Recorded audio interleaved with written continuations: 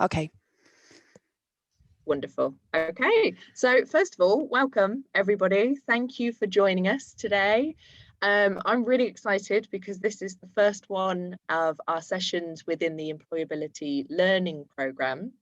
So the good thing about today's session is we are recording this first 30 minutes, which means that you can watch it back after we've done the webinar, and we're going to put subtitles on it as well. So if you miss anything in these first 30 minutes, then don't worry at all.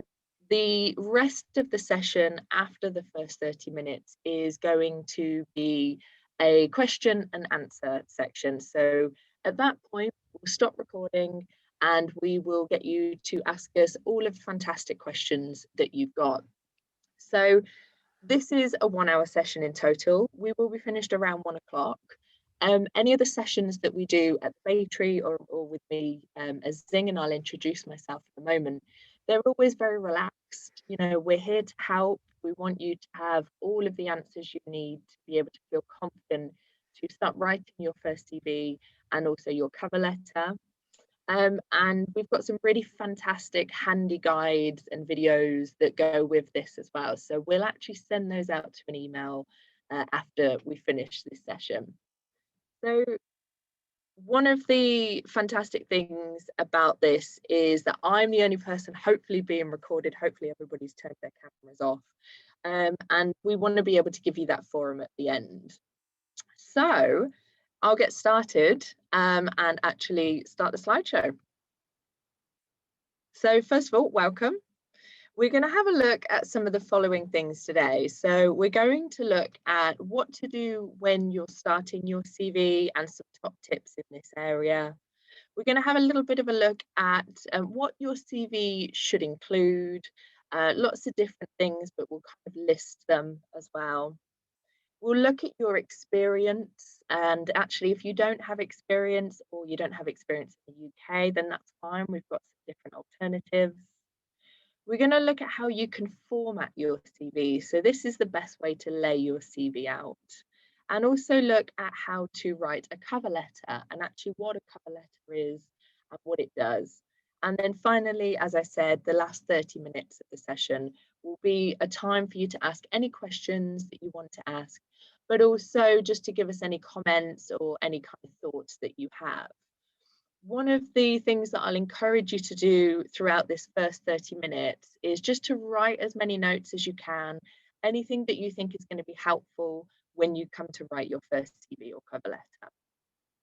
When you're actually writing your notes, it might be helpful to write questions just to make sure that we can get through the first 30 minutes without anyone else kind of being involved. Okay.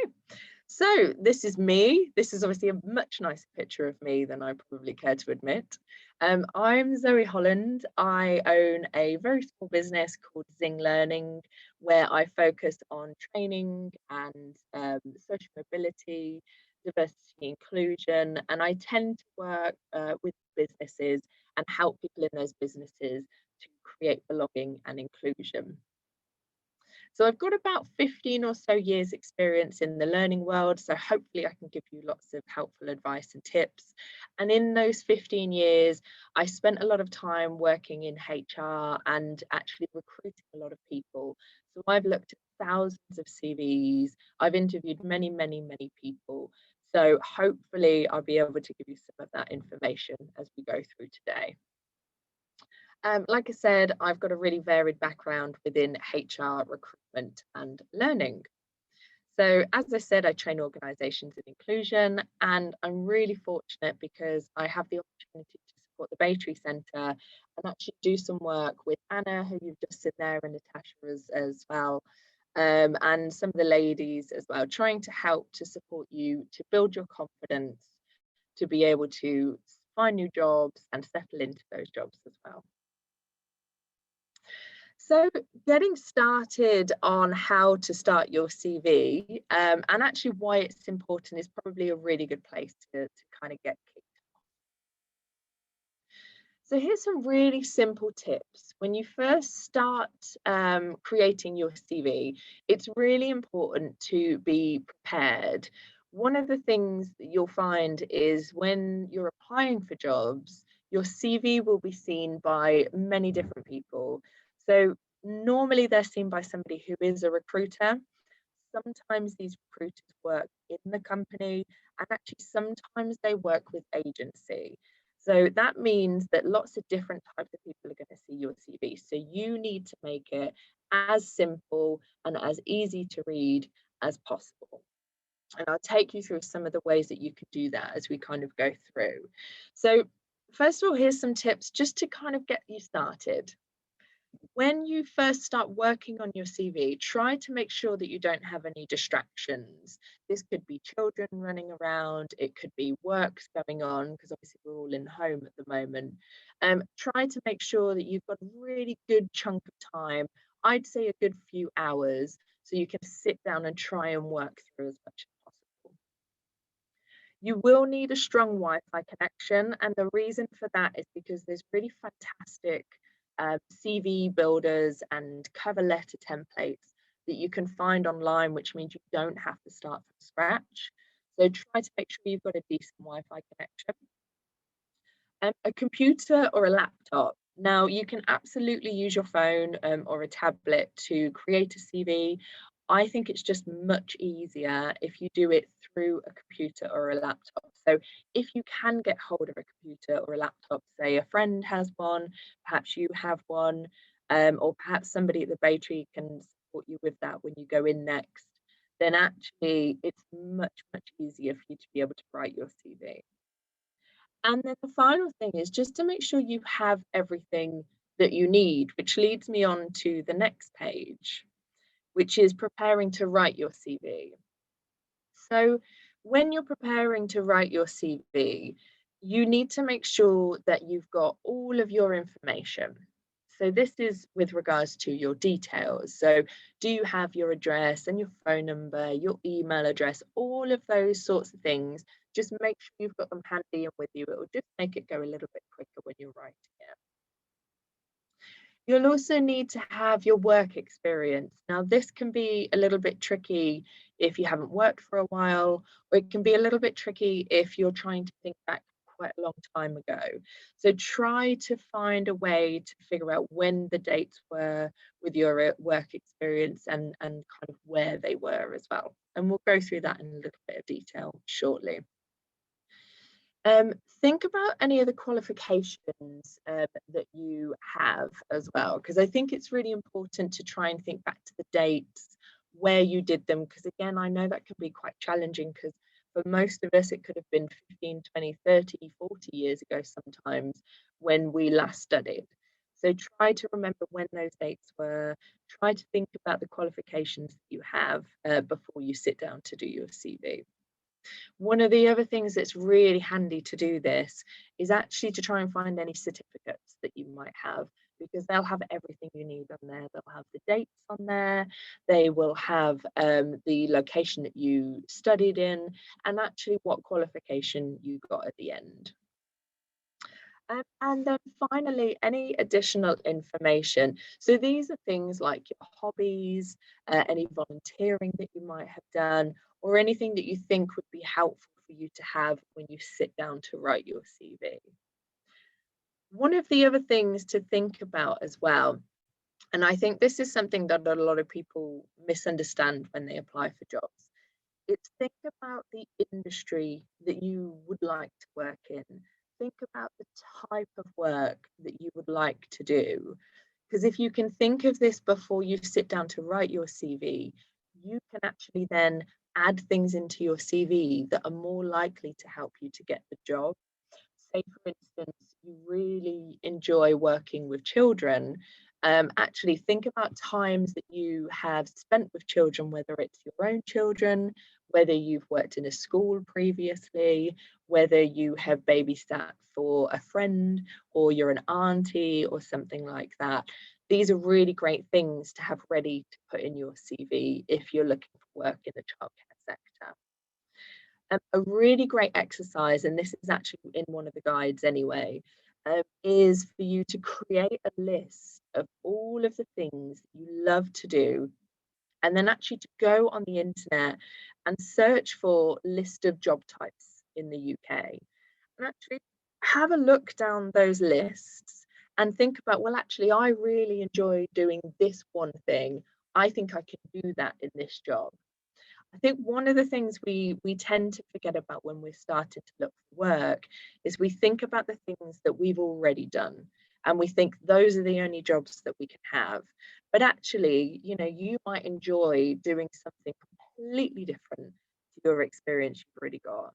And actually you might enjoy it more. So doing an exercise like this is a really great way for you to think about, what do I really enjoy doing? What would I really be passionate about doing? And actually then you can start looking for those jobs, which is fab. Okay, so what to put in your CV? So I'm going to take you through a list of things now on what your CV should include, and hopefully there's nothing too unfamiliar for you, but we'll go through them anyway. So, personal details. This is really important. They need to be able to know how to contact you, and actually, kind of whereabouts in London you live, which is fab. You don't necessarily have to put your whole address, but put in the first part of your postcode, or perhaps that it's Lambeth, is a really great way for them to know that you'll be able to get to work in a reasonable amount of kind of journey.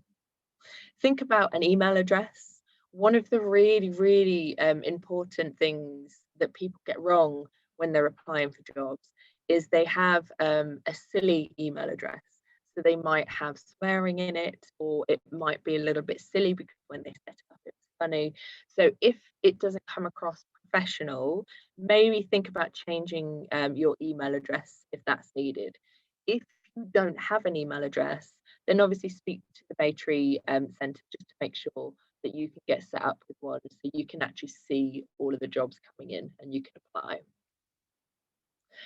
Your personal profile. So this is something that's actually really important because it's a paragraph that goes at the top of your CV, and it basically allows the person who's looking at your CV to be able to see who you are. In a really quick paragraph, they're going to get a really good idea of what sort of experience you have, what type of work you're looking for, and how you kind of work. They're going to want to know your skills, and one of the best ways to do this is to put them underneath your personal profile, and actually just list your skills out. Things like I work well in a team, communication skills. If you feel comfortable working on computers, then obviously computer skills can go in there as well. And one of the fab things about this is it just gives that recruiter a really quick opportunity to see what you're really good at. One of the things that a lot of people don't know is that it's actually about 6 seconds that a recruiter will initially scan through a CV. So that's not a very long amount of time. So you want to be able to grab their eyes really quickly in some really important ways, like skills. You're going to then need to put your employment history onto your CV, and you're going to want to start from the newest at the top, working your way down to the oldest as you get towards the bottom of your CV. If you have only had one type of employment, then obviously that's the one that you're going to focus the most on. With your employment history, don't go into masses of detail, just put little bullet points. It's really helpful for the person looking at your CV to be able to find information really quickly. People that look at CVs, they're probably looking at hundreds, if not thousands of CVs. So it's really important to make it really easy for them. Education. So after you've put your employment history, you're going to pop your education on there, and this could be going to secondary school. If you went to college, then pop your college on there. If you went to university, then obviously put your university on there as well. That then leads me on to professional development. So with professional development, what we're talking about here is anything that you have done since you started your working life. So it might be that you've done some ESOL sessions with Baytree. It could be this particular session here. It could be anything, a language that you've learned outside of work. It could be absolutely anything at all. It's something that you've done some training in that isn't necessarily attached to your education. If you volunteered, then popping your volunteering here is really helpful as well. And actually, don't just think about volunteering for charities. You know, have you volunteered to support people, whether it's a friend with an event, whether it's your child's school and you've been able to help on one of the school trips, whatever it might be. This is a really great chance for people to see more of your experience outside of the workplace. Any of your hobbies are really important as well, because they really give a good view of the type of person you are, because it will help the recruiter to see, will they fit within the team? You know, will you bond with a team that's already there? And this is a great way of seeing that. And finally, you'll have a sentence in there about your references, or you'll actually have your references from regards to the names of the people there. So I'm going to move along. The reason I'm moving through these quite quickly is because there's this fantastic, really handy guide, which I'm going to show you later. We've also got some handy links to it in the how-to guide, which we'll share with you again after the session. And actually, it does all of this for you. It's got all of the templates, but this is just to give you an overview.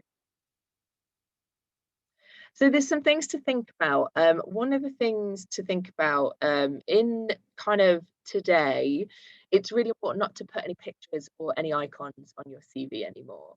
The reason for this is because a lot of CVs now actually are through automated. I think it's about 98% of CVs that get through to recruiters when you apply for jobs, they don't even get seen by a human first, they get seen by a machine. And what that machine does is it picks up words. So that's why the skills are really important. And that's why it's really important to put bullet points as you go down. But not putting pictures on there means that it looks more professional and you're more likely to get seen for an interview. So add the names of your referees only. So you can add a sentence that says references available on request, or you can actually put the names and the phone numbers and email addresses of people that you have worked with before that can give you a reference. Don't put the reference itself within the CV, just the names or that sentence. One of the things that's really important, especially nowadays, whether it's lockdown, whether it's from childcare, whether it's traveling, whether it was caring for elderly parents, whatever the reason there is a gap within your CV, it's really important to put a really simple message just to say, this is the reason that I took the time off. If the reason was to do with physical health or mental health, then absolutely pop that in there as well. And there's a really helpful guide, which we've linked into the how-to guide, which will help you to be able to describe those. And as I said before, bullets and short sentences are really, really important. Don't write lots and lots and lots of information. People just will not read through it. So make it nice and short, make it really easy for the recruiter to read, and you're more likely then to get an interview. Okay, moving on to your experience. So your work experience is one of the most important parts of your CV.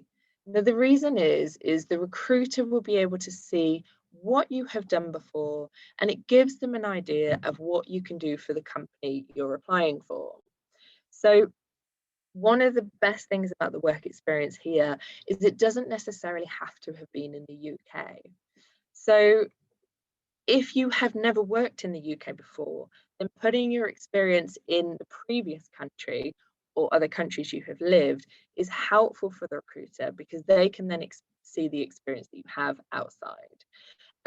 If you've had experience in a different country, it will translate really well over here.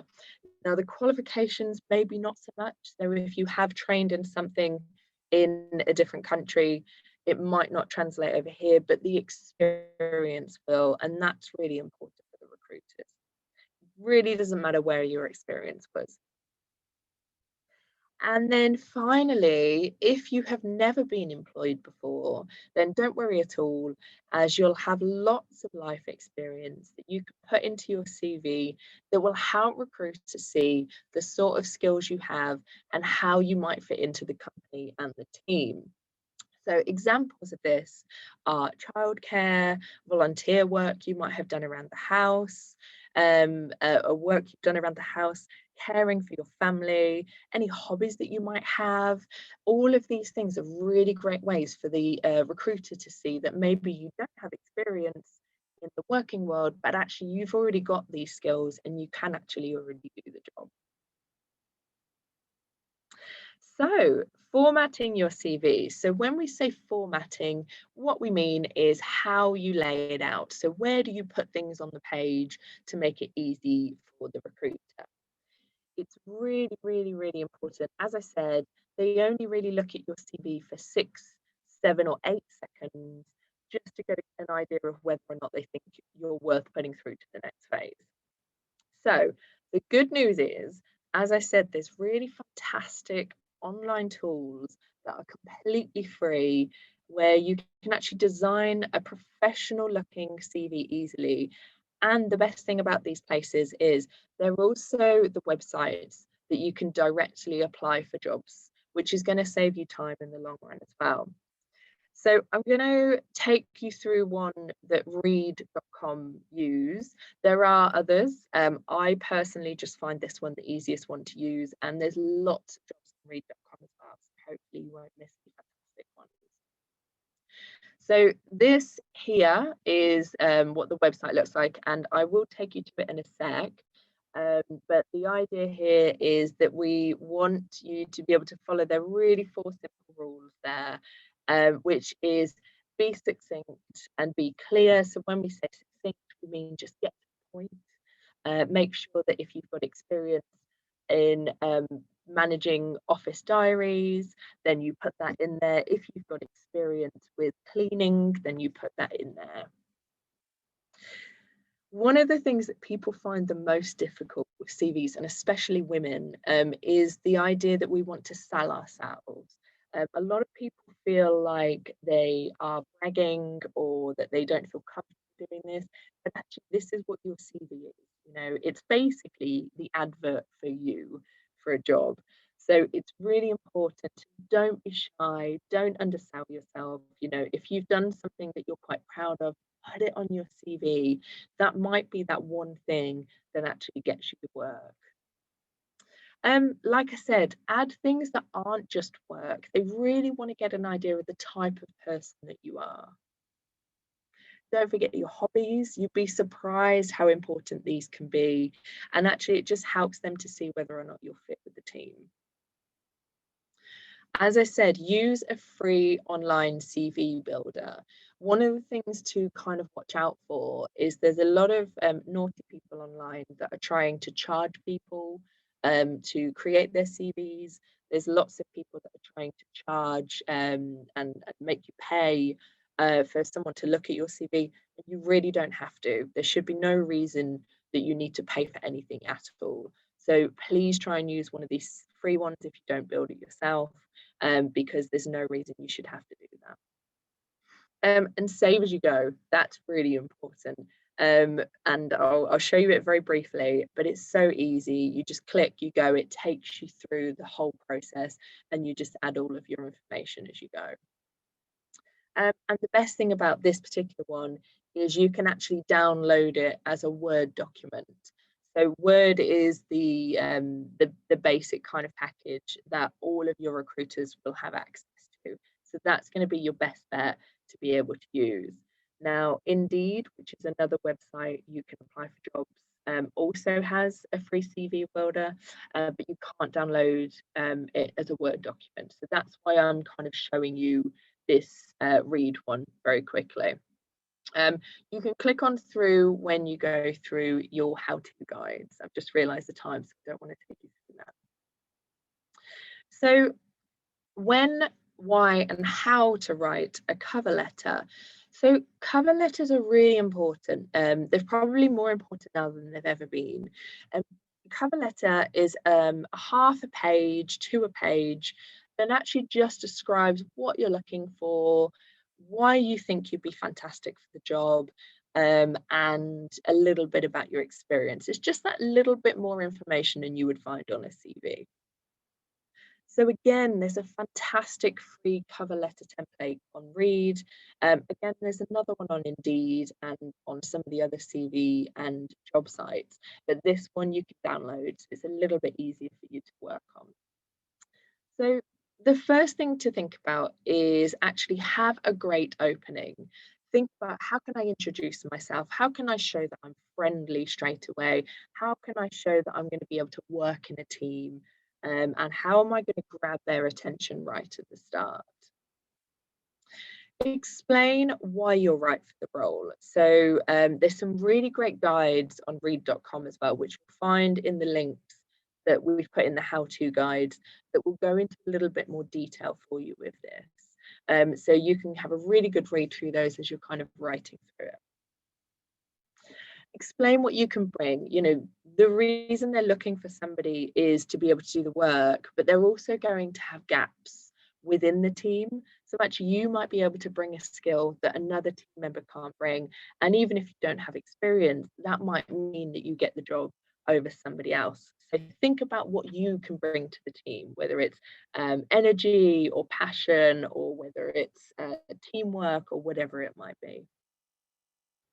Um, Reiterate it in a summary. So once you've done those first three bits, just write a little bit at the end, just saying how excited you are to be considered for the role and you look forward to them coming back. So closing the letter professionally, again, there's more information on that on the guide that we have a link for, which we'll send out afterwards. And one really important one, which I think a lot of people do forget, is that you just be yourself.